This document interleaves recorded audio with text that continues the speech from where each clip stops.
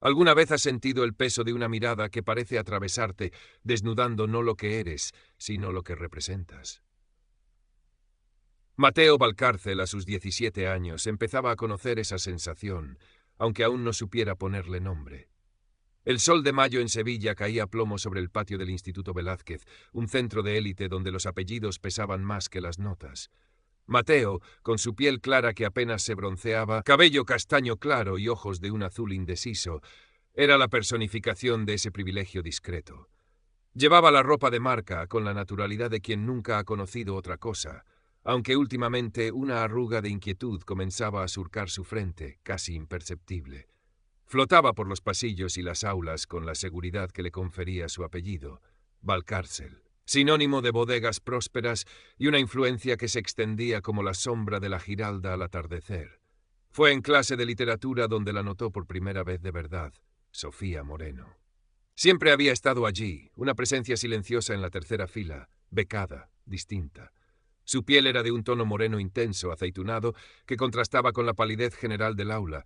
Su cabello negro y liso caía pesado sobre sus hombros. Sus ojos oscuros, casi negros, tenían una fijeza que incomodaba.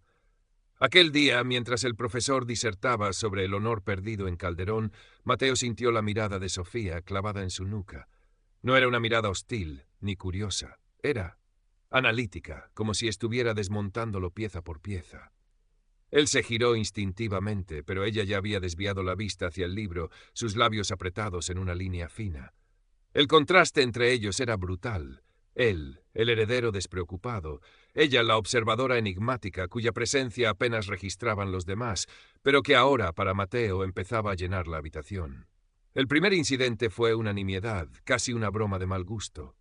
Una foto suya, sacada de su perfil privado de Instagram, donde salía algo ridículo en una fiesta familiar, apareció impresa y pegada en el tablón de anuncios del pasillo principal, con un círculo rojo alrededor de su cara y un signo de interrogación. Mateo sintió una oleada de calor subirle por el cuello. Arrancó el papel con rabia, mirando a su alrededor. Nadie parecía haberlo visto, o si lo hicieron, disimularon. Lo atribuyó a alguna rencilla estúpida, a la envidia. Sofía pasó a su lado en ese momento, camino de la biblioteca, y por un instante sus miradas se cruzaron.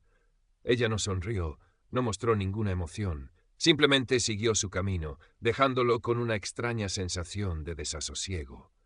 Los días siguientes trajeron más alfileres, comentarios anónimos en el foro del instituto, sutiles pero hirientes, sobre niños de papá que lo tenían todo fácil. Una invitación a una fiesta importante, a la que todos sus amigos iban, pero que a él misteriosamente no le llegó. Empezó a sentir una frialdad nueva en algunos compañeros, miradas esquivas, silencios incómodos cuando se acercaba. Álvaro, su mejor amigo, el único que parecía inmune a esa corriente subterránea, lo miró con preocupación. «Tío, ¿qué te pasa últimamente? Pareces un fantasma». Mateo se encogió de hombros. «A mí, nada, cosas mías». No sabía qué explicar porque él mismo no entendía la raíz de aquella hostilidad velada. Solo sabía que el aire a su alrededor se había vuelto más denso, más difícil de respirar. Y en el centro de esa opresión, como un imán invisible, siempre estaba la figura de Sofía Moreno. No hacía nada directamente. Nunca lo acusaba, nunca lo insultaba. Pero sus ojos oscuros parecían seguirlo, y sus silencios eran más elocuentes que cualquier palabra. Una tarde, en la cafetería, mientras Mateo intentaba unirse a una conversación y notaba cómo ésta se marchitaba, Sofía, sentada sola en una mesa cercana con un libro, levantó la vista y dijo, con voz clara pero sin dirigirse, a nadie en particular: «Algunos tienen suerte desde la cuna, Mateo». Una tarde en la cafetería, mientras Mateo intentaba unirse a una conversación y notaba cómo ésta se marchitaba, Sofía, sentada sola en una mesa cercana con un libro, levantó la vista y dijo con voz clara pero sin dirigirse: «Otros tienen que arañar cada migaja, y a veces las migas se acaban porque alguien se llevó el pan entero». El uso de su nombre, directo, sin ambajes, lo descolocó. La frase, lanzada al aire, pareció resonar en toda la cafetería. Todos se quedaron callados.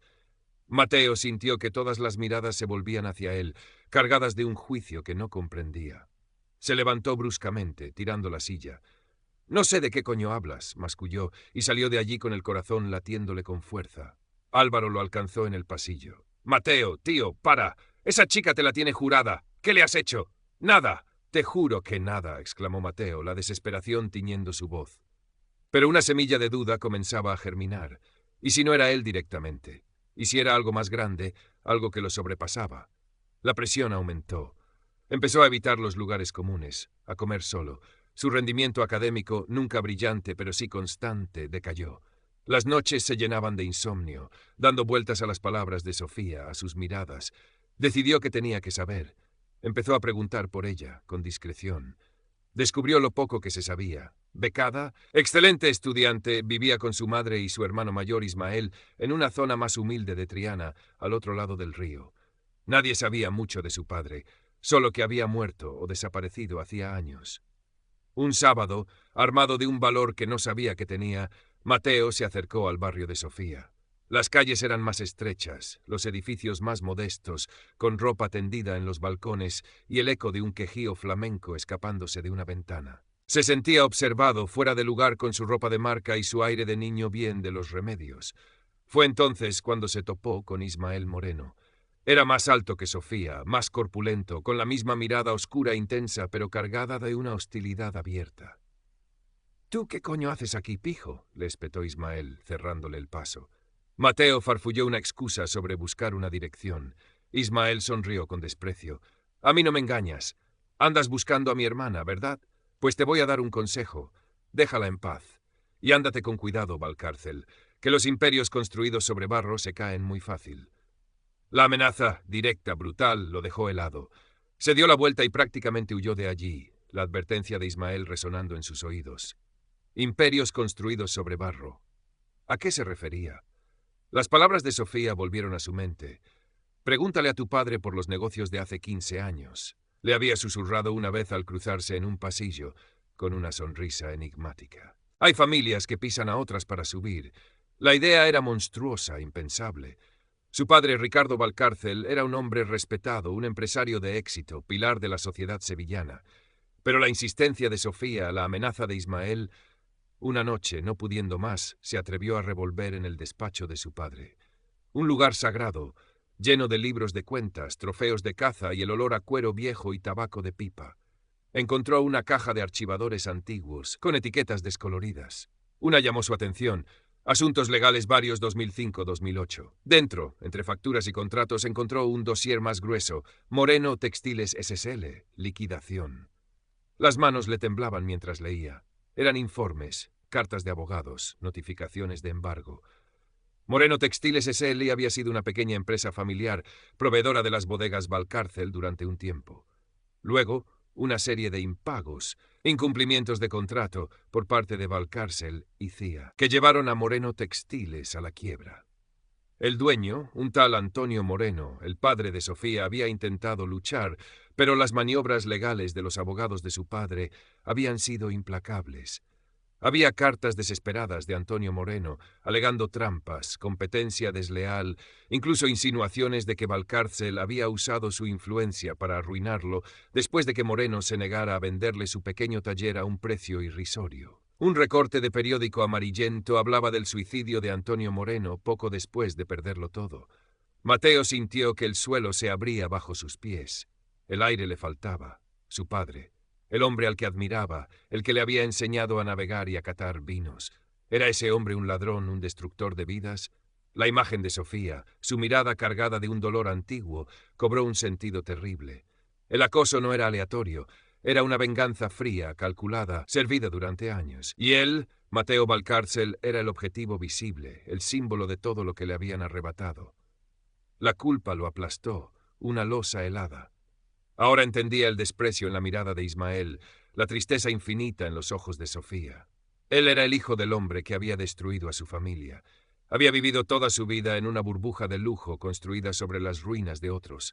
Los días siguientes fueron una tortura. Cada mirada de Sofía era una acusación. Cada gesto de su padre una puñalada. Intentó hablar con su padre, pero Ricardo Valcárcel despachó sus preguntas con evasivas, con una frialdad que lo asustó. Son negocios, Mateo. Cosas del pasado que no entiendes. Esa gente siempre intenta sacar tajada. Su madre, alertada por su comportamiento errático, se preocupó más por el qué dirán que por la angustia de su hijo. No le des importancia a esa chiquilla, cariño. Seguramente está resentida por no tener lo que nosotros tenemos. El aislamiento de Mateo se hizo total. Incluso Álvaro, aunque seguía a su lado, no podía comprender la profundidad de su tormento. Sofía, mientras tanto, no cejaba. Ahora sus tácticas eran más sutiles, más crueles. Un trabajo de historia en el que Mateo había puesto todo su esfuerzo apareció con frases plagiadas que él no había escrito justo antes de entregarlo. Un rumor sobre un supuesto problema de drogas empezó a circular, minando su ya maltrecha reputación. Lo hacía con una inteligencia perversa, sin dejar huellas, siempre un paso por delante. Mateo se sentía como una marioneta en sus manos, bailando al son de una venganza que lo consumía. Se acercaba la Feria de Abril, el evento social por excelencia en Sevilla. La caseta de los Valcárcel era una de las más concurridas, un escaparate de su poder y riqueza. Mateo sabía, con una certeza helada, que Sofía preparaba algo. La tensión era insoportable. Había perdido peso, apenas dormía. La sombra de Antonio Moreno lo perseguía en sueños. La noche de la inauguración de la feria, el alumbrao, el real bullía de gente. Farolillos de colores, el olor a manzanilla y pescaíto frito, el sonido de sevillanas y risas. Mateo, embutido en un traje de corto que le sentaba como un disfraz, se sentía un impostor. Su familia sonreía, saludaba, ajena a la tormenta que se cernía sobre ellos. Vio a Sofía cerca de la entrada de su caseta. Estaba sola, vestida con un sencillo traje de flamenca oscuro, que resaltaba la intensidad de su mirada. Lo miró fijamente y en sus ojos no había triunfo, sino una profunda melancolía. Mateo supo que había llegado el momento. Se acercó a ella, apartándose del bullicio. El aire entre ellos vibraba. «Sofía», dijo, la voz apenas un susurro. «Mateo», respondió ella, su voz sorprendentemente suave. «Lo sé», continuó él, «lo sé todo. Lo de tu padre, Moreno Textiles». Una sombra de sorpresa cruzó el rostro de Sofía, pero se recompuso rápidamente. «Vaya, el niño bonito ha estado investigando». «No tenías derecho», espetó Mateo, el dolor y la rabia mezclándose. «No tenías derecho a hacerme esto. Yo no tuve nada que ver». Los ojos de Sofía se encendieron. «Que no tenías derecho. Y tu padre tuvo derecho a arruinar al mío, a empujarlo al suicidio, a dejarnos en la miseria mientras vosotros os pavoneabais con vuestro dinero manchado de sangre. Has vivido de esa injusticia, Mateo. Has comido de ella, te has vestido con ella. Tu silencio, tu ignorancia cómoda te hacen cómplice». Cada palabra era un latigazo. Mateo no podía rebatirla. «¿Qué quieres, Sofía?», preguntó finalmente, derrotado. «¿Dinero? ¿Es eso?»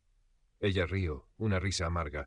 «El dinero no me devolverá a mi padre, ni borrará 15 años de humillaciones, de ver a mi madre trabajar hasta la extenuación, de sentirme diferente por mi apellido, por mi piel. Quiero justicia, Mateo, o lo más parecido a ella». Sacó un pequeño sobre de su bolso. «Aquí dentro está toda la historia, con pruebas, documentos que tu padre creía destruidos. Mañana estará en manos de un par de periodistas amigos. La caída del imperio Valcárcel. Será sonada». Mateo la miró horrorizado. El escándalo, la ruina de su familia. «Puedes intentar detenerme», dijo Sofía, leyéndole el pensamiento. «Puedes intentar comprar mi silencio como seguro haría tu padre, o puedes hacer lo correcto por una vez en tu vida». Lo dejó allí, en medio del real, con el sobre quemándole en las manos y el estruendo de la feria ahogando sus pensamientos. Miró a su alrededor. Las luces, la música, las caras sonrientes. Todo falso, una fachada, su familia, su mundo, construido sobre una mentira.